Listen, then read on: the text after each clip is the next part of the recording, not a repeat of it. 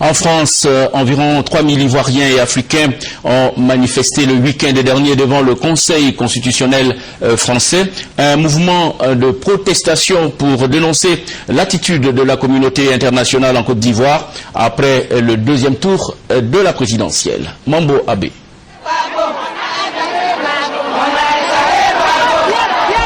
Dimanche 12 décembre 2010, la température est à 5 degrés dans la capitale française, Paris.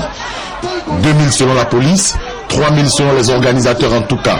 Des Ivoiriens et Africains vivant dans la région parisienne ont manifesté devant le Conseil constitutionnel français pour demander à la communauté internationale de respecter les institutions des républiques noires d'Afrique, notamment en Côte d'Ivoire, où les résultats du Conseil constitutionnel faisant de Laurent Gbagbo le vainqueur de l'élection présidentielle de 2010 sont torpillés par toute la communauté internationale, par solidarité pour la France qui veut débarrasser du régime Laurent Gbagbo pour installer à la tête du pays une personnalité à leurs yeux fréquentable. Il faut quand même respecter la constitution ivoirienne. Nous sommes dans un état de droit. La Côte d'Ivoire doit décider. Alassane, Gbagbo sont des frères. Laissez-les discuter. On ne veut pas la France ni l'ONU, s'il vous plaît. Ici en France, ça fait 20 ans que je suis en France, les Français vivent mieux, ils sont tranquilles.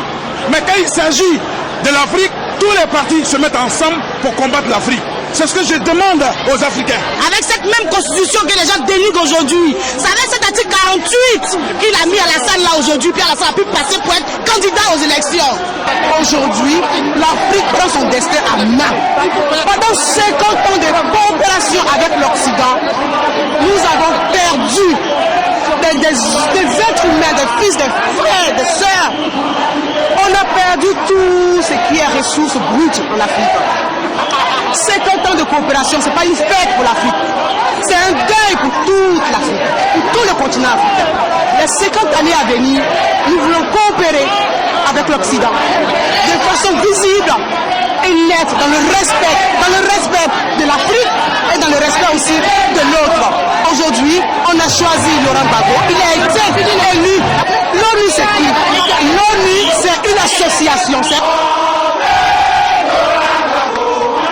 Outre les Ivoiriens, plusieurs personnes issues d'autres nationalités sont également montées au chrono pour dénoncer cette ingérence maladroite de la France à travers ses médias en Côte d'Ivoire. Ingérence qui a occasionné des violences et des troubles dans le pays. Si aujourd'hui nous venons manifester, parce que la Côte d'Ivoire c'est la Côte d'Ivoire, mais c'est aussi l'Afrique. Il faut savoir, tant que l'Afrique, on ne sera pas unis, on sera toujours frappé. Nous avons besoin d'être unis. La Côte d'Ivoire est un pays, un État africain. Voilà pour les raisons à laquelle nous sommes là. Il est temps, lorsqu'on touche un pays africain, on touche à toute l'Afrique. Gbagbo est le président élu par la population ivoirienne. Ce n'est pas à la France d'imputer ou d'imposer ses lois à la Côte d'Ivoire. La Côte d'Ivoire est un pays, il a ses règles, il a ses droits. Ce n'est pas à la France de décider pour la Côte d'Ivoire. Nous sommes du Congo, mais nous venons ici pour soutenir la Côte d'Ivoire autant qu'un État africain. Alors aujourd'hui, l'Union européenne existe, l'Union arabe existe, et pourquoi pas l'Union africaine? Alors c'est nous qui doivent commencer cela. Nous sommes la 4e génération, la génération des feux. Vive la Côte d'Ivoire, vive Gbagbo, vive l'Afrique et vive l'Afrique. Avant-hier seulement, le président Abdoulaye Wade, en ouvrant le Festival mondial des arts nègres, a dit qu'il a été élu et qu'il est élu pour garder la Constitution, pour protéger la Constitution.